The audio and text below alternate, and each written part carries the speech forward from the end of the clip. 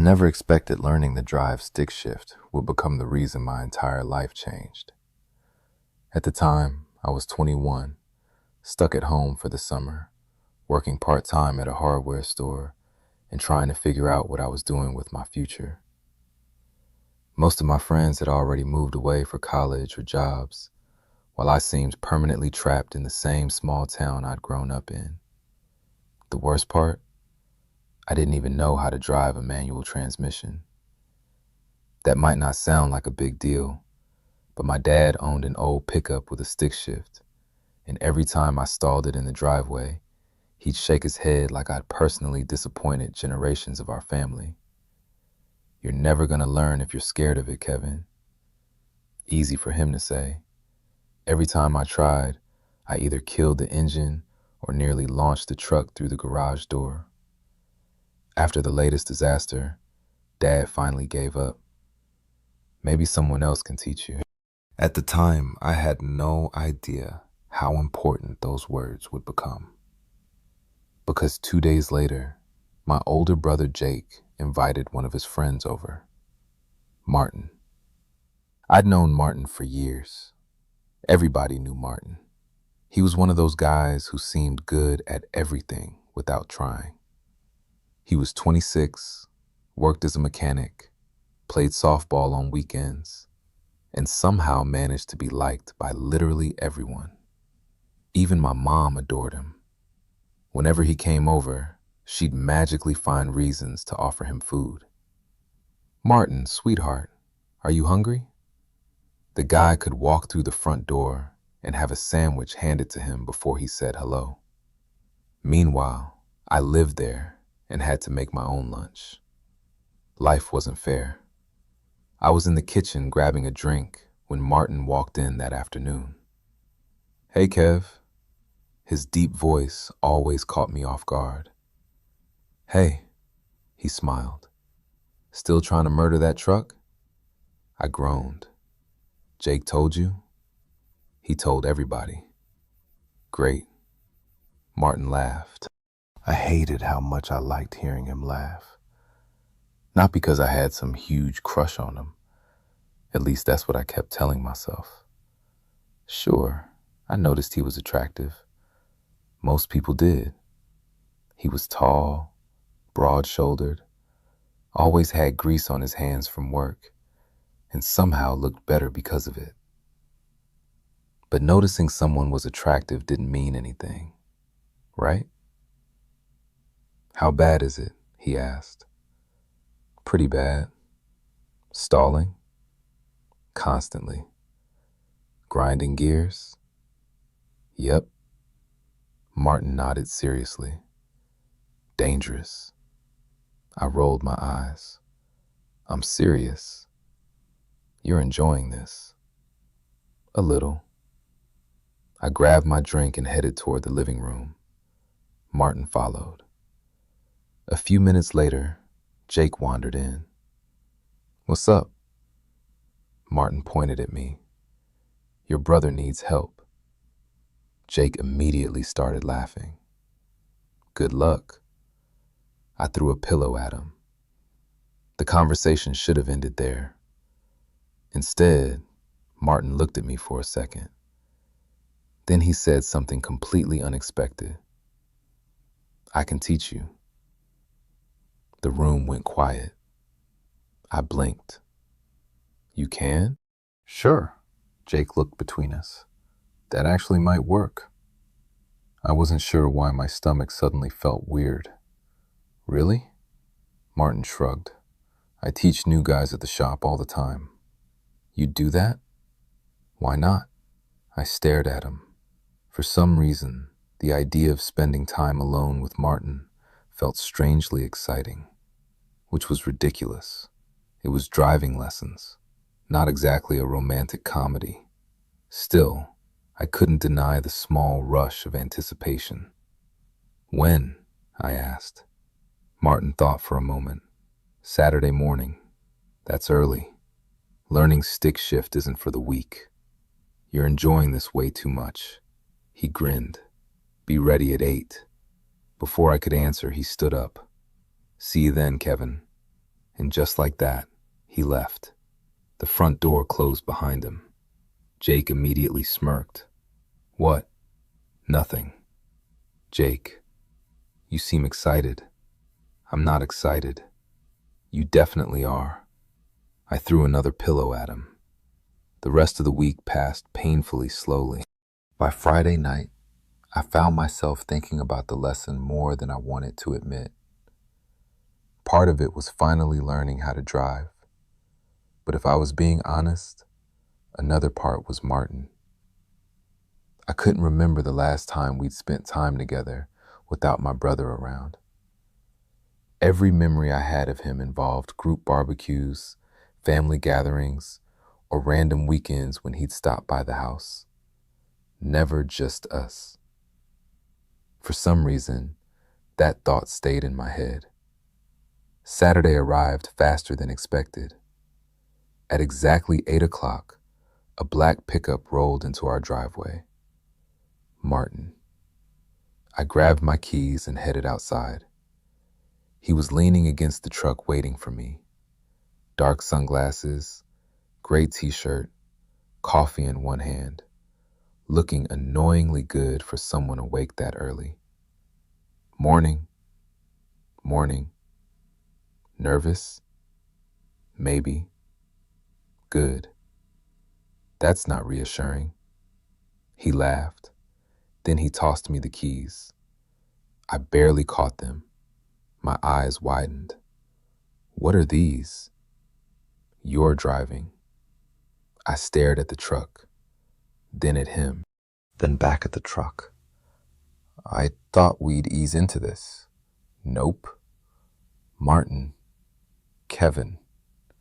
The way he said my name made me stop talking. He opened the passenger door. Get in. I had a feeling that morning was about to become a lot more memorable than either of us expected. The first thing I did was stall the truck. Twice. Actually, make that 3 times. By the third attempt, I was gripping the steering wheel so tightly my knuckles were white. Beside me, Martin looked completely calm, which somehow made it worse. Relax. I am relaxed. You look like you're trying to land a plane. I groaned and dropped my forehead against the wheel. This was a mistake. Martin laughed. No, this is normal. Normal for who? Everybody. I peeked over at him. You stalled when you learned? Oh, absolutely. That surprised me. Martin seemed like the kind of guy who had been born knowing how to drive. You? He nodded. Destroyed my dad's patience. Seriously? 3 straight weeks. I couldn't help smiling. The image of teenage Martin being terrible at something felt impossible. Okay, he said. Try again. I sat up, foot on the clutch. Start the engine. Slowly release. Add gas. The truck lurched forward, then stalled. Again. I sighed dramatically. Martin just shook his head. You're overthinking it. That's easy for you to say. No, seriously. He leaned slightly toward me. Stop trying to do everything perfectly. I looked over. His sunglasses were pushed onto the top of his head now. For a second, our eyes met, and something strange happened. I forgot what I was about to say. Not because of anything dramatic, just because Martin had this annoying habit of looking directly at you when he talked, like you were the only person in the world worth paying attention to. It made it hard to think. You listening? I blinked. Yeah. No, you weren't. Maybe a little. He smirked. Focus, Kevin. I muttered something under my breath. What was that? Nothing. It sounded rude. It was. Martin laughed again. God, I hated how much I liked making him laugh. The next hour went surprisingly well. We stayed in an empty parking lot near an industrial area outside town. No traffic, no pressure, just practice. Eventually, I managed to get the truck moving smoothly. The first time it happened, Martin slapped the dashboard. "There you go." I couldn't stop grinning. "Did you see that?" "I was here. I actually did it." "You did." For some reason, his approval felt ridiculously good. Better than it should have. We spent another hour driving around quiet roads. Every mistake became less embarrassing. Every successful shift made me more confident. By lunchtime, I was actually enjoying myself. Martin directed me toward a small diner on the edge of town. "Pull in here." "Why?" "Because I'm hungry." "You just want food." "Correct." I parked. Successfully. No stalling, no panic. Martin gave an exaggerated nod. "Growth." "Thank you." "Still not good." I rolled my eyes.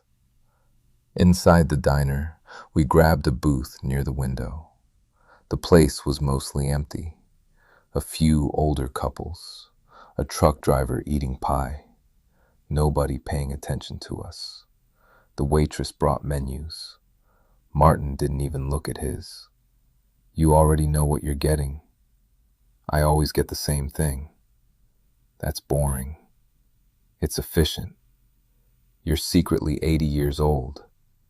"Probably." I laughed. The conversation came easier than I expected. Without Jake around, Martin seemed different. Less like my brother's friend. More like just Martin. Someone funny, easy to talk to, comfortable. We ended up talking for almost an hour. Work, movies, music, random stories from high school. At one point, he told me about accidentally locking himself inside a customer's car while working at the shop. I laughed so hard I nearly spilled my drink. "You did not." "I absolutely did." "How?" "I'm not proud of it." "You should be." It was embarrassing. It was hilarious. He pointed a fry at me. "You're enjoying this way too much." Maybe. The smile he gave me after that lasted longer than it probably should have. Long enough that I felt my chest tighten unexpectedly. I quickly looked away. The weird thing was that moments like that had been happening all morning. Tiny moments. Nothing obvious. Nothing I could explain. But every time Martin looked at me for too long, or laughed at something I said, I became strangely aware of him, of how close he was, of how much attention he was paying to me. And honestly, I wasn't sure what to do with that feeling. After lunch, we headed back outside. The summer heat had started settling in. The parking lot shimmered under the afternoon sun. Martin tossed me the keys again. "Round two." I caught them. "More driving?" "You thought we were done?" I was hoping. No chance. I groaned dramatically. He opened the passenger door. "Get in." A few hours later, I was driving through town without stalling once. The improvement felt incredible. Martin seemed genuinely impressed. "You learn fast." I had a good teacher. His expression softened slightly. "Thanks." The simple way he said it caught me off guard. For a moment, neither of us spoke. The truck continued down the road. The air conditioner hummed quietly. And somehow, the silence didn't feel awkward. It felt comfortable, natural. Then Martin suddenly pointed ahead. "Turn here." I glanced over. "This isn't the way home." "I know." "Where are we going?" "You'll see." 10 minutes later, we arrived at a small overlook outside town, a place I'd completely forgotten existed. The view stretched across rolling hills and farmland, everything glowing gold beneath the afternoon sun. Martin climbed out first. I followed. The breeze felt nice after hours inside the truck. "Why'd we stop here?" I asked. He leaned against the hood. "Because this is where I learned." I looked at him. "Really?" "Yep. My dad brought me here after my first day." I smiled. "Did you stall the truck here too?" "Several times." "Good. Brat," I laughed. The sunlight caught his face as he shook his head, and for a second, standing there beside him, everything felt strangely perfect. Simple. Easy. The kind of moment you don't realize matters until much later. Neither of us spoke for a while, just watching the view, the wind, the distant fields. Then Martin broke the silence. "You know, Kevin," I looked over. His expression had changed slightly. Not serious, just thoughtful. "I've always liked hanging out with you." The words hit me harder than they should have. I swallowed. "Oh," he smiled faintly. "You're easy to be around." For some reason, my heart started beating faster. I wasn't sure why. Maybe because there was something different in the way he said it. Something I couldn't quite place. And standing there beside him, watching the sun drift lower across the horizon, I had the strange feeling that this driving lesson was becoming about a lot more than learning how to shift gears. After that afternoon at the Overlook, things should have gone back to normal. Instead, they got weird. Not bad weird, just different. For the next few days, I kept thinking about what Martin had said. "I've always liked hanging out with you." It wasn't exactly a life-changing confession. Friends said things like that all the time. The problem was that Martin wasn't just some random friend, and the way he'd looked at me when he said it kept replaying in my head. By Wednesday, I was annoyed with myself. I was 21 years old. I should have had more important things to think about. Instead, I was standing in the hardware store, staring at paint samples, while wondering whether Martin smiled at everyone like that. It was pathetic. My phone buzzed. A text. "Martin, still alive?" I immediately smiled, then immediately got annoyed that I smiled. Me, unfortunately. 3 dots appeared. Martin, good. Me, why? Martin, need another driving lesson. I stared at the screen. My heart did a small, stupid little flip. Me, thought I graduated. Martin, not even close. Me, rude. Martin, tomorrow, 6 p.m. Me, bossy. Martin, see you then. I spent the rest of the day pretending I wasn't looking forward to it. I failed, completely. The next evening, Martin picked me up after work. This time I slid into the driver's seat without being told. He nodded approvingly. "Look at that. I'm evolving. Let's not get carried away." I laughed and started the truck. No stall. Martin pointed toward the road. "Go." For the first 30 minutes, everything was normal. Driving, practicing hills, learning smoother shifts. Then Martin had a terrible idea. "Let's hit the highway." I almost swerved. "What?" "You heard me. I'm not ready." "You are." "I'm definitely not." "Kevin." "No." "Kevin." I glanced over. He was smiling. That stupid, confident smile. The one that somehow made me want to argue and listen at the same time. Fine. 10 minutes later, I was driving on the highway and somehow surviving. Martin sat back in his seat. See? I hate that you're right. I know. You enjoy this. Very much. The sun was starting to set. Golden light stretched across the road. The truck hummed beneath us. Everything felt surprisingly peaceful. Then Martin asked a question that caught me completely off guard. You dating anybody? I nearly missed a gear. What? You heard me. I glanced at him. Where did that come from? He shrugged. Just asking. I focused on the road. No. No? No. Why not? I laughed nervously. You're very interested suddenly. I'm making conversation. Uh-huh. Martin smirked. Seriously, though. I sighed. I don't know. That answer was more honest than I intended. The truth was complicated. Dating had never been easy for me, mostly because I wasn't exactly advertising the fact that I liked guys. Only a handful of people knew. My family didn't. Jake didn't. And definitely not Martin.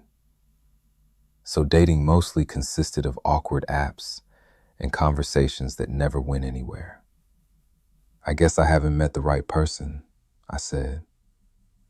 Martin was quiet for a moment. Then he nodded. Fair enough.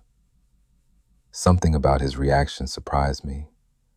No teasing, no jokes, just understanding. After that, the conversation shifted elsewhere. Movies, work, sports. But part of me kept thinking about that question and why he'd asked it. Eventually, we ended up grabbing burgers from a drive-thru. We parked near a lake on the edge of town. The evening air was cooler now. The sky painted orange and purple above the water. For a while, we just ate and talked. The easy kind of conversation that never feels forced. At some point, Martin leaned back and looked out across the lake. You know something? What? I don't think I've ever seen you this confident. I looked over. What do you mean? You're different lately. I frowned. Different how? He thought for a second. Happier. The answer caught me off guard. I looked down at my food. I guess. I think learning the truck helped. I laughed. That's probably the least exciting reason anyone's ever become happier. Martin chuckled. Maybe. Then he looked at me. Really looked at me. And once again, I found myself forgetting what I was about to say. There was something about his attention. Something intense. Not uncomfortable, just impossible to ignore. The silence stretched for a few seconds. Then my phone rang. Jake. Perfect timing. I answered. Hey, Mom wants to know where you are. I rolled my eyes. I'm 21. I know. Tell her I'm alive. I already did. Then why are you calling? Because she thinks you're dead. Martin started laughing beside me. Jake immediately noticed. Wait. Uh-oh. Are you with Martin? I glanced over. Maybe. Jake groaned dramatically. You two spend more time together than I spend with him. Martin nearly choked on his drink. That's your fault, I said. No, it's not. You're always busy. Jake muttered something rude. I hung up before he could continue. Martin was still laughing. My brother's jealous. Definitely. Should I be worried? Absolutely. I shook my head. The rest of the evening passed too quickly. Before I knew it, Martin was pulling into my driveway. Neither of us seemed in a rush to get out. The truck sat idling. The porch light glowed across the yard. For some reason, the moment felt strangely important, like neither of us wanted the night to end. Finally, Martin cleared his throat. Same time Saturday? I smiled. More lessons? You're still terrible. That's harsh. Truth hurts. I laughed. Yeah, Saturday works. His smile returned, the one that seemed to appear more often lately. Good. For a second, neither of us moved. Then Jake suddenly opened the front door and yelled from the porch, "Are you two done staring at each other?" Martin immediately burst out laughing. I nearly died from embarrassment. "Good night, Jake," I shouted. "Get inside." Martin was still laughing as I climbed out of the truck, and as I walked toward the house, I couldn't shake the feeling that something was changing between us. I just didn't know what it was yet. By the time Saturday arrived, I had stopped pretending these were just driving lessons, at least to myself. Sure, I was learning. I could start smoothly now, shift without grinding gears, handle hills without panicking. But if driving had been the only reason, Martin wouldn't have kept finding excuses to text me during the week. And I definitely wouldn't have spent half my time waiting for those texts. Still, neither of us said anything. Whatever was happening stayed in that strange space between friendship and something else. The kind of place where every small moment suddenly feels important. Saturday morning started differently. Instead of taking me to an empty parking lot, Martin drove us out toward the countryside. Where are we going? Road trip. That wasn't part of the lesson. It is now. I narrowed my eyes. You're making this up. Correct. I laughed. At least he was honest. About 40 minutes later, we ended up in a small town I'd never visited before. One main street, a gas station, a diner, a few antique stores. The kind of place people drove through without stopping. Martin parked. "Come on. What are we doing?" "Breakfast." "You already ate." "Second breakfast." "You're ridiculous." He grinned. "I know." Inside the diner, we grabbed our usual booth by the window. Only this time, it felt different, more comfortable, like we'd done it 100 times before. The waitress recognized Martin immediately. "Back again?" "Unfortunately." She laughed. "Your usual?" "You know it." Then she looked at me. "And for you?" I ordered. After she left, I shook my head. "You come here a lot?" "Couple times a month." "Why?" Martin looked out the window. "My dad used to bring me." The answer surprised me. I knew Martin's father had passed away a few years earlier, but he rarely talked about him. The smile on his face softened slightly. "He taught me how to drive around here." I looked down at the table. "Oh." Martin shrugged. "Guess I got sentimental." For a moment, neither of us spoke. Then I smiled. "I'm glad you brought me." His eyes lifted to mine, and for a second, something passed between us. Something warm, something real, the kind of look that lingers. The waitress returning with food interrupted it. Neither of us mentioned it, but I couldn't stop thinking about it. After breakfast, we spent most of the day exploring back roads, driving, talking, listening to music. At one point, Martin handed me control of the playlist. A terrible mistake. 5 minutes later, he was groaning dramatically. "This is awful. It's called taste. It's called emotional damage." I laughed so hard I nearly missed a turn. The day felt easy, natural, like we'd known each other forever. And maybe we had, just not like this. Not without other people around. Not without distractions. Not without constantly discovering new things about each other. By late afternoon, we ended up parked near a small lake. different from the one before, smaller, quieter, almost completely empty. The summer air was warm. The water reflected the sky like glass. Martin sat on the hood of the truck. I joined him. For a while, we just enjoyed the silence. Then he asked quietly, "Can I ask you something?" I glanced over. "Sure." His expression looked unusually serious.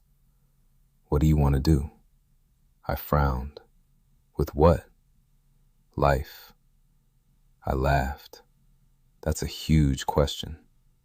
"I know." I looked out across the lake. Honestly, I didn't have a good answer. I'd spent so much time worrying about what everyone expected from me that I'd never really figured out what I wanted. "I don't know." Martin nodded slowly. "That's okay." "You don't think that's pathetic?" "No." He looked at me. "Most people are pretending they know." That actually made me feel better. For some reason, Martin had a way of doing that, making complicated things seem simple.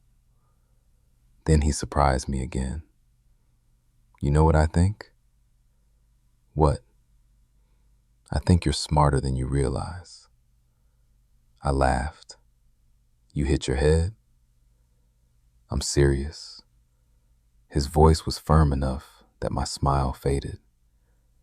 "You sell yourself short all the time." I stared at him. Nobody had ever said something like that to me before. At least, not in a way that felt genuine. The words hit harder than I expected. "Thanks." Martin smiled. "You're welcome." The moment lingered, longer than it should have. Long enough that I started noticing things I really shouldn't have been noticing. The sunlight catching his eyes, the rough stubble along his jaw, the way he looked at me when he thought I wasn't paying attention. My pulse quickened slightly, and that scared me, because for the first time, I wasn't wondering if I had a crush on Martin. I already knew I did. The realization landed with uncomfortable clarity. I liked him. A lot. The problem? I had absolutely no idea whether he could ever feel the same way. So I pushed the thought away, buried it, changed the subject, and somehow the day continued. By evening, Martin was driving us home. This time I sat in the passenger seat. The sky had turned dark. Music played quietly through the speakers. The road stretched endlessly ahead. At some point, I drifted off, not fully asleep, just relaxed, comfortable, safe. The next thing I knew, Martin was nudging my shoulder. "Kevin." I blinked. "Huh?" "We're here." I looked outside. My house, the porch light glowing. I hadn't even realized we'd arrived. "Sorry. You needed the nap." I smiled. Apparently, neither of us moved right away. The familiar silence settled between us again. Comfortable. Easy. Dangerous. Because every day it became harder to ignore what I was feeling. Then Martin spoke quietly. "You free next Friday?" I looked over. "Why?" "There's a softball game." "Okay." "I thought maybe you'd come." The invitation felt surprisingly personal. Just me, not Jake, not a group. Me. My heart sped up. "Yeah." His smile appeared immediately. "Good." For some reason, that single word stayed with me long after I got out of the truck.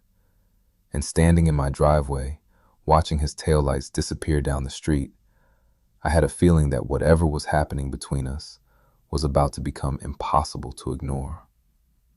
I spent the entire week trying not to think about Friday, which, naturally, meant I thought about it constantly. The softball game wasn't a date. I reminded myself of that at least 20 times. Martin had invited me to watch him play. Friends did that. Normal friends. There was absolutely no reason for me to spend half an hour deciding what shirt to wear. Yet somehow, I still did. By the time Friday evening arrived, I was already annoyed with myself. The field sat on the edge of town, next to a public park. When I pulled into the parking lot, players were already warming up. I spotted Martin almost immediately. That wasn't difficult. He was standing near the dugout, laughing with teammates. The late afternoon sun lit up the field behind him.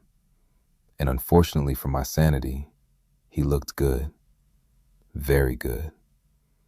The second he saw me, his face brightened. That alone nearly ruined me. "Kevin!" He jogged over. I tried to act normal. "Hey, you made it." "Apparently." Martin grinned. "Glad you're here." My heart did that stupid thing again. The one it had been doing a lot lately. Before I could respond, one of his teammates yelled from across the field. "That him?" Martin immediately looked annoyed. I looked confused. "That who?" "Ignore him." Naturally, that made me curious. "Martin, Kevin, what does that mean?" He sighed dramatically. "They've been giving me a hard time." "Why?" another teammate shouted. "Because he won't shut up about you." I nearly choked. Martin covered his face. The entire team started laughing. "Oh my God," he muttered. I couldn't stop smiling. "You talk about me?" "Unfortunately." "That's kind of sweet. Please don't encourage them." That only made me laugh harder. For the rest of the evening, I sat in the bleachers watching the game. Martin kept glancing over between innings. Every single time he smiled when he spotted me. Every single time. And every single time, my chest felt lighter. The game ended with his team winning, mostly because Martin somehow managed to hit everything. Show off. Afterward, players started leaving. Eventually, it was just the two of us walking toward the parking lot. "You hungry?" he asked. "Always." Good answer. We grabbed food from a local burger place. Then, instead of going home, Martin drove toward the lake again. At this point, it had become our place. Neither of us said it out loud, but we both knew. The same quiet shoreline, the same peaceful view, the same feeling that time moved differently whenever we were there. We sat on the tailgate of his truck eating fries. The sun had already disappeared. Stars were beginning to appear overhead. For a while, we just talked. Nothing important. Everything important. The kind of conversation that jumps between random topics without effort. Then, eventually, the discussion slowed. A comfortable silence settled between us. The water rippled softly nearby. A cool breeze drifted across the lake. And for the first time all evening, neither of us seemed eager to fill the silence. Martin looked out at the water. "You know." "What?" "I'm glad I offered to teach you." I smiled. "Even though I stalled your truck 50 times?" "At least." I laughed. Then my smile softened. "Me too." Martin glanced over. The look he gave me made my stomach flip. There it was again. That feeling. That strange intensity. Like there was something he wanted to say. Something neither of us quite knew how to start. My pulse quickened. The silence stretched. Neither of us looked away. For a second, it felt like the entire world disappeared. Just me. Just Martin. Just this moment. Then he quietly asked, "Can I tell you something?" My heart immediately sped up. "Sure." He looked down briefly, then back at me, and for the first time since I'd known him, Martin seemed nervous, actually nervous. "I almost didn't ask you to learn stick." I frowned. "Why?" A small laugh escaped him. "Because I was worried." "Worried about what?" His jaw tightened slightly, as if choosing his words carefully. Then he shook his head. "Never mind."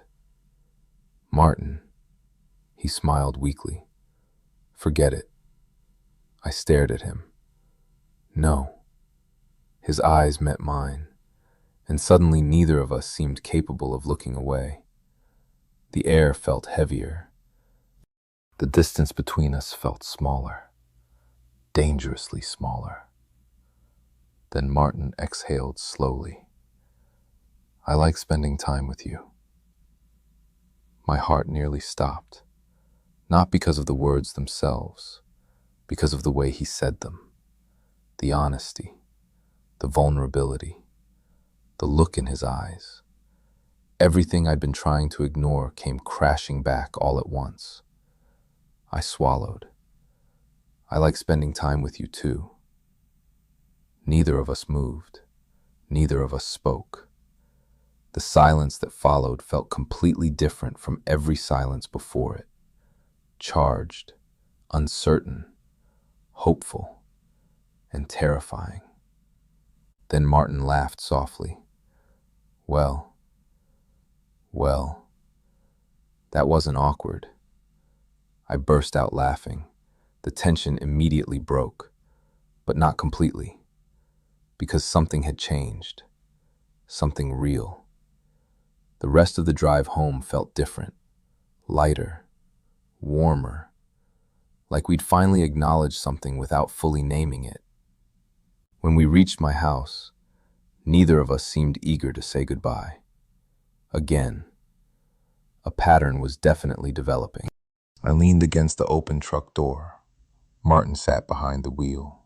The porch light glowed across the yard. Everything felt strangely quiet. Then he spoke. "Kevin." "Yeah?" For a second, he just looked at me, and whatever he saw seemed to make up his mind about something. "Want to grab dinner tomorrow?" My heart skipped. I tried to sound casual. "Sure." His smile widened.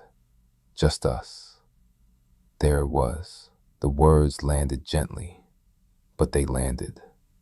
Just us. I smiled back. "Yeah."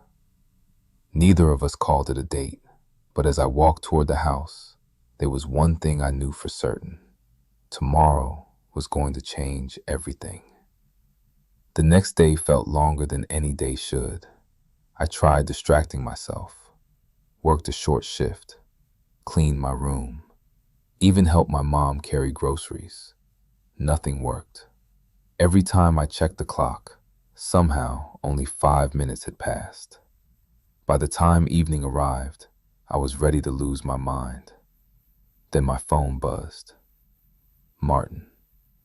Outside. My stomach immediately flipped. I grabbed my keys and headed out before I could overthink it. Martin was waiting beside his truck. The second he saw me, he smiled. And once again, everything felt easier. "Hey, hey, you look nervous." I pointed at him. "So do you." He laughed. Fair. That alone made me feel better. Because if Martin was nervous too, maybe I wasn't imagining things. Maybe this wasn't one-sided.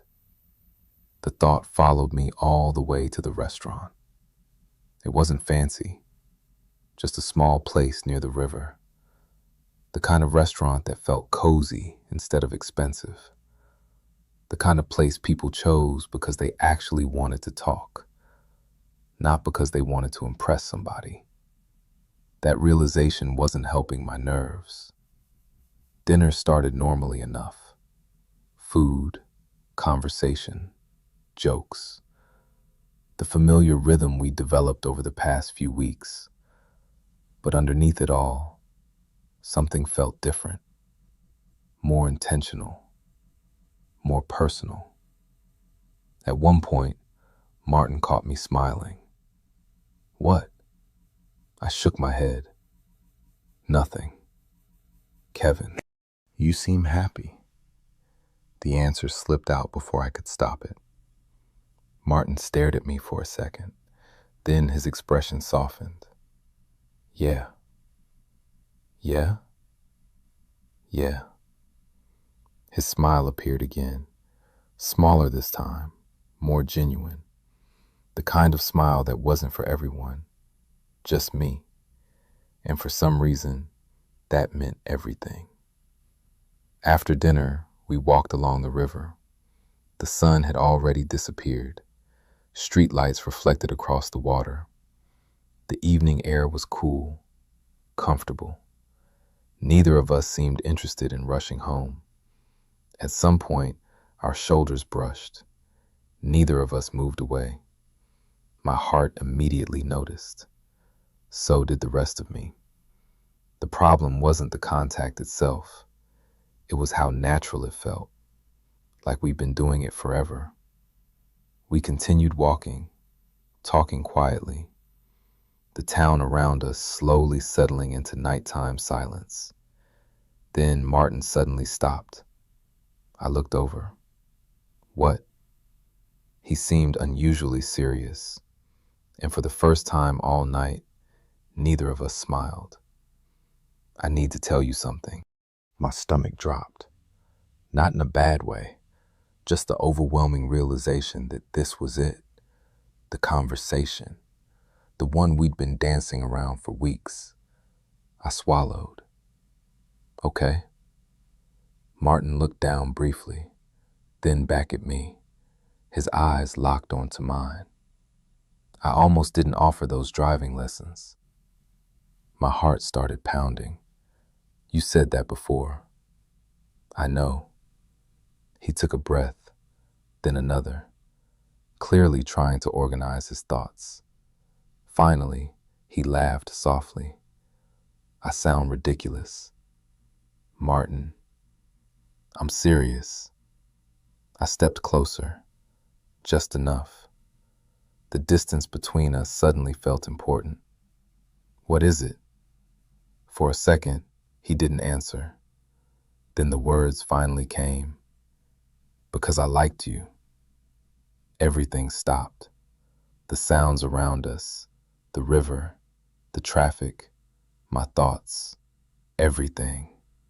I just stared at him.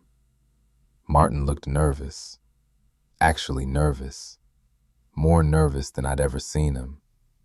And somehow, that made the moment feel even more real. I've liked you for a while, Kevin. My pulse was pounding so hard it hurt. A while? He nodded. Longer than I should have. I couldn't believe what I was hearing. Part of me wondered if I'd somehow fallen asleep and dreamed the entire evening. Because this was impossible. Martin, my brother's friend, the guy I'd spent weeks convincing myself could never feel the same way, standing right in front of me, telling me exactly what I'd been hoping to hear. You, I laughed nervously. You like me?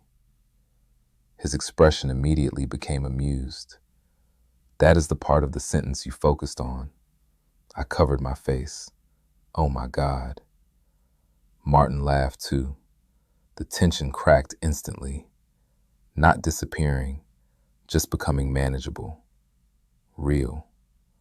When I lowered my hands, he was still smiling, still looking at me, still waiting. And suddenly I realized something. I didn't have to hide anymore. Not with him.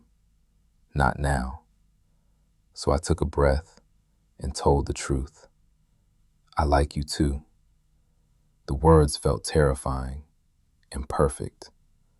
Martin froze, just for a second. Then the biggest smile I'd ever seen appeared on his face. A real one, unfiltered, happy. And seeing it made my own smile impossible to stop. "You do?" I rolled my eyes. "Really?" "Sorry," he laughed. I just needed to hear it.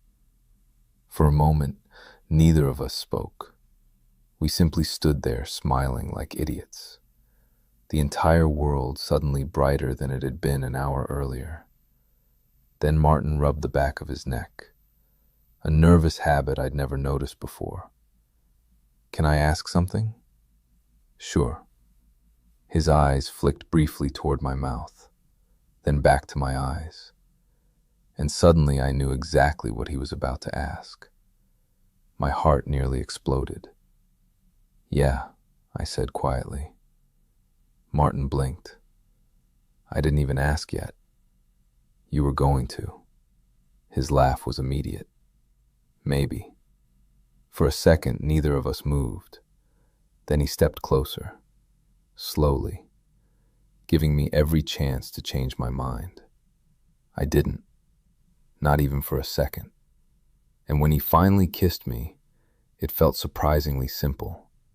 Not dramatic, not overwhelming, just right. Like arriving somewhere you'd been heading for a long time without realizing it. When we eventually pulled apart, both of us were smiling. Still nervous, still happy, still slightly shocked. Martin shook his head. "This is probably the best driving lesson I've ever taught." I laughed so hard I nearly doubled over. That joke was terrible. It was. Absolutely terrible. Worth it. Honestly, it was. Because for the first time since we'd met, neither of us had anything left to hide. And standing beside the river with Martin's hand finding mine, I had a feeling the hardest part was finally behind us. Unfortunately, we still had one very important problem left: my brother. For exactly 24 hours, Martin and I avoided talking about Jake, which was easy, because we were both too busy enjoying the fact that we'd finally admitted how we felt. The problem was that reality eventually catches up, and reality's name was Jake, my older brother, Martin's best friend, the guy who was absolutely going to notice something. The first sign came Sunday afternoon. Martin stopped by the house. Normally that wouldn't have been unusual. The problem was that now every glance felt different. Every smile felt different. Everything felt different. And apparently Jake noticed immediately. We were sitting in the backyard. My mom was gardening. Dad was working on something in the garage. Jake was grilling burgers. A completely normal family afternoon. Except for the fact that Martin and I couldn't stop smiling at each other. At one point I handed him a drink. Our fingers brushed. Tiny moment. Nobody should have noticed. Unfortunately, Jake noticed everything. His eyes narrowed. Then he looked at me, then at Martin, then back at me. Oh no. My stomach dropped. Martin nearly choked on his drink. Jake pointed dramatically. "No." "What?" I asked. His eyes widened. "No." Martin covered his face, which was the worst possible response, because Jake immediately pointed harder. "I knew it." My mom looked up from the flowers. "What?" Jake spun toward her. "They're doing that thing." Mom frowned. "What thing?" "The thing where people like each other." The entire backyard went silent. I wanted to disappear immediately. Dad looked confused. My mom looked confused. Jake looked like he'd solved a murder mystery. Martin looked ready to launch himself into traffic. And I couldn't stop laughing. That made everything worse. Jake pointed at me. Look at him. I can't help it. You like him. At this point, my mother finally understood. Her eyes widened. Then she looked at Martin, then at me. Then she smiled. Oh. I froze. Martin froze. Jake froze. Mom smiled even wider. Oh. The second O was somehow worse. Dad finally caught up. He blinked twice, then shrugged. Okay. That was it. Just okay. I stared at him. That's your reaction? Dad looked genuinely confused. What else was I supposed to say? Honestly, fair point. Jake sat down dramatically. I can't believe this. Martin laughed nervously. I'm sorry. Don't apologize. Jake pointed at him. You stole my brother. Martin immediately pointed back. You introduced us. Jake opened his mouth, paused, then groaned. Damn it. The entire backyard burst out laughing, including him, which was a huge relief. Because if I was being honest, Jake's reaction had been the one I'd worried about most. Later that evening, after everyone had calmed down, Jake found me alone in the kitchen. For a second, neither of us spoke. Then he leaned against the counter. So, I smiled. So, you happy? The question surprised me, because for once he wasn't teasing. He was serious. A real older brother moment. I thought about the answer, then smiled. Yeah. Jake nodded slowly. Good. That was all. No jokes, no lectures. Just good. And somehow, that meant a lot. A few days later, Martin picked me up after work. This time openly. No pretending, no confusion, no uncertainty. Just us. We drove out toward the same overlook where he'd first brought me weeks earlier. The place where everything had started. The sun was setting again. Golden light stretching across the hills. The view looked exactly the same and completely different, because now I stood beside him instead of wondering about him. Martin leaned against the hood. I stood next to him, our shoulders touching lightly, comfortably, naturally, the way they always seemed to now. Remember the first day? He asked. I laughed. When I stalled your truck every 30 seconds? Good memories. You were insufferable. I was charming. You were smug. Martin grinned. Still am. I couldn't argue with that. For a while we watched the sunset. Quiet, peaceful. Then I looked over. Martin was already looking at me, a habit he'd never quite broken. What? He smiled. Nothing. You're staring again. I know. I shook my head. You realize this whole thing happened because of a driving lesson. Best decision I ever made. The answer came so quickly that my chest tightened. Not from nerves this time. Something warmer. Something steadier. The kind of feeling that settles deep and stays there. I stepped a little closer. Martin's smile softened. Neither of us needed words. Not anymore. Because somehow, the thing I'd spent weeks worrying about had become incredibly simple. I liked him. He liked me. And for once, life wasn't complicated.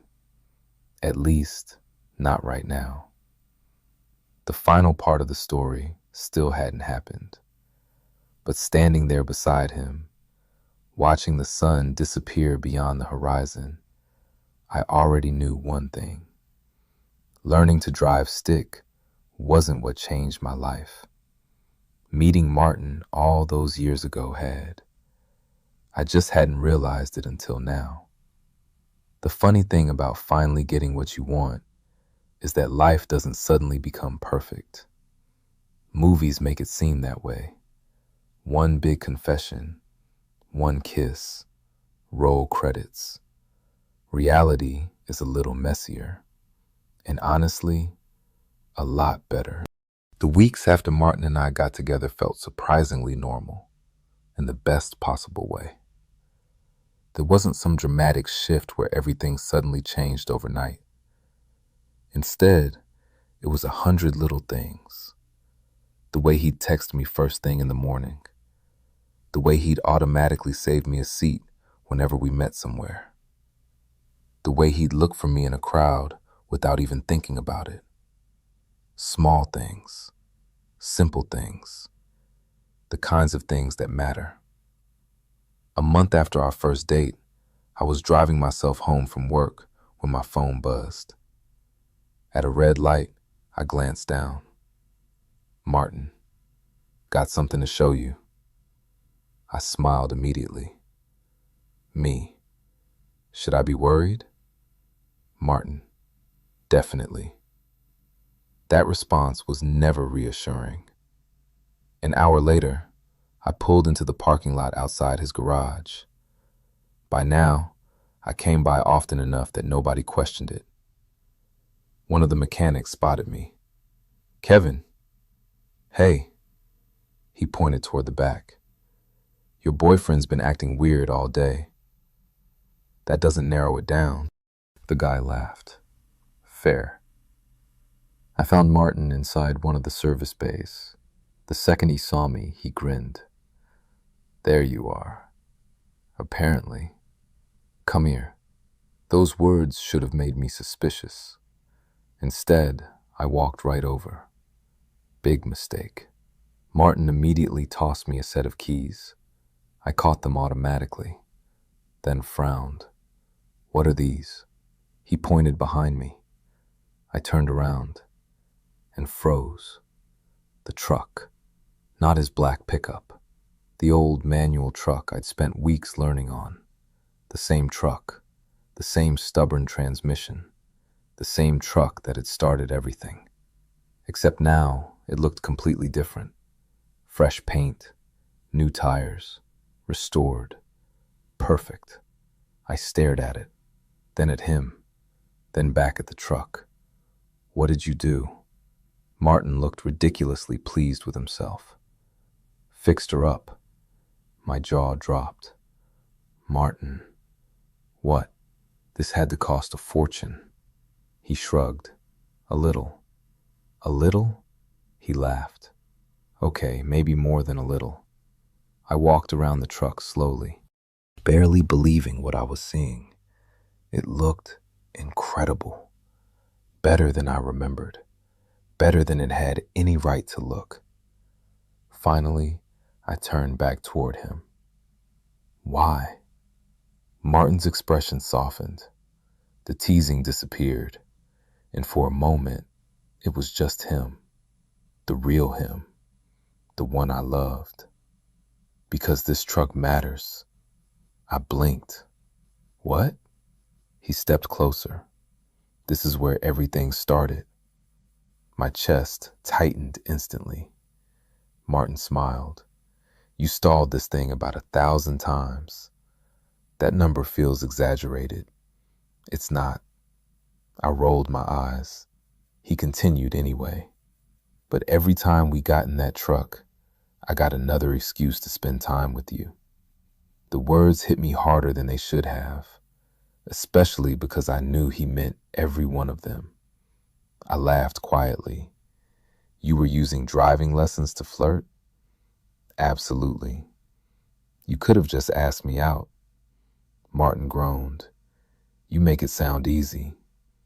I couldn't stop smiling, because honestly, he had a point. Neither of us had exactly been brave. For a long moment, we just stood there, looking at each other. Then I glanced back at the truck and suddenly noticed something. A small envelope sitting on the dashboard. I frowned. What's that? Martin immediately looked nervous. actually nervous, which was unusual. My heart skipped. Martin? He rubbed the back of his neck, the habit I'd come to recognize whenever he was worried. Open it. Now my pulse was definitely speeding up. I climbed into the truck, picked up the envelope, opened it. Inside was a folded sheet of paper. A title. Nothing else. Just a title. Kevin's Truck. I stared at it, confused. Then I looked up. Martin was smiling, but there was nervousness underneath it. Real nervousness. The kind that mattered. Martin. He took a breath, then laughed once, mostly at himself. I bought it. My brain completely stopped working. What? The truck. I blinked. What? I bought it. Still nothing. My brain had fully left the building. Martin laughed. The owner was selling it. I stared. You bought the truck? Yes. The truck. Kevin. The truck. He was trying not to laugh now. Finally, he stepped closer, and his voice softened. I thought maybe someday you'd want it. For a second, I couldn't speak. At all. Because suddenly it wasn't about the truck anymore. It was about everything behind it. Every lesson, every conversation, every mile we'd driven together. Every moment that had slowly turned into something bigger. Something real. I swallowed hard. That's insane. Martin smiled. A little. You bought me a truck. Technically, I bought a very unreliable piece of machinery. I laughed despite myself, then shook my head. You are ridiculous. I've been told. For a moment, neither of us moved. Then I stepped forward and wrapped my arms around him. Martin immediately hugged me back, holding me tightly, comfortably, like he always did. I love you, I said quietly. The words came out before I could think about them. For half a second, everything went still. Then I felt him smile against my shoulder. I love you too. Simple, honest, perfect. A few months earlier, I'd been terrified of a stick shift, terrified of my feelings, terrified of taking chances. Now I was standing in a garage with the man I loved,